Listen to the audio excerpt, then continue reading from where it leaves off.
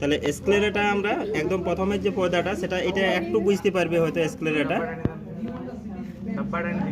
নিচে আছে দেখো দেখো এদিকে দেখাও, এই যে উপরের যে পর্দাটা দেখতে পাচ্ছ না, সাদা সাদা যে পর্দাটা, সেটা হচ্ছে এসক্লেরা। তারপরে যে ভিতরে একটা শক্ত পাবো, কাটার পর দেখান দেবো, ছুঁয়ে দেখবে তাহলে বুঝতে পারবো। এটা শক্ত যেটা পাবো সেটা হচ্ছে কোরোয়েড, একদম শক্ত পাবে। ওইটাই কারণ কি করে, রেটিনা যেটা আমাদের রয়েছে সেটাকে ঢাকায় রাখে। এবং দেখবে যখন পড়লাম তখন কি পড়লাম না, এসক্লেরার কাজ হচ্ছে তোমার কি করে না, কোরোয়েড এবং তার ভিতর তাদেরকে রক্ষা করা। আর কোরোয়েডের কাজ কি, রেটিনাকে রক্ষা করা, ওটাই তো ছিল। আর রেটিনার কাজ কি হচ্ছে না, প্রতিবিম্ব গঠন।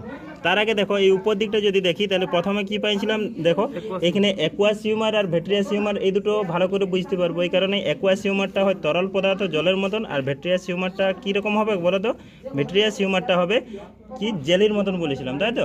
আর ভেট্রিয়াস হিউমারের ঠিক আগে একটা পদার্থ বাইরে হবে যেটাকে লেন্স, ওটাও ঠিক জেলির মতনই হবে। তাহলে দেখো এখানে সেফটি পিন দিয়ে যদি হুকি, তাহলে যেটা তরল পদার্থ প্রথমে বাইরে হবে, এই যে প্রথমে কিসের না তারারন্ধ্রের মাঝে থাকবে, ঠিক আছে, অর্থাৎ লেন্সের ঠিক উপরে। আর এই আমাদের যেটা কর্নিয়া, এই উপরের অংশটাকে কি বলবো বলো, এই সাদা পুরো অংশটা কি, স্ক্লেরা। আর এইখানে লেন্সের উপরে যখন সে আসে তখন তার নাম কি হয়ে যায়, কর্নিয়া। তাহলে এই অংশটা কর্নিয়া, কর্নিয়াটাকে আমি ছেঁদা করছি, তাহলে দেখবে কি পাবো, এই যে একটা জলের মতন বাইরে হলো, দেখো জলের মতন বার হয়ে গেল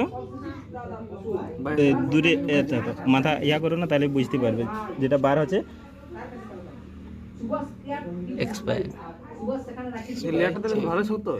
হ্যাঁ, এটা তো এই স্কেলারটা শক্ত হবে না, স্কেলারটা কি করে রক্ষা করার কাজ করছে। আর এটা সে কালকের বটে তো অতটা জল পাবে না হয়তো, কিন্তু একটা দেখো জল বুঝতে পারবে।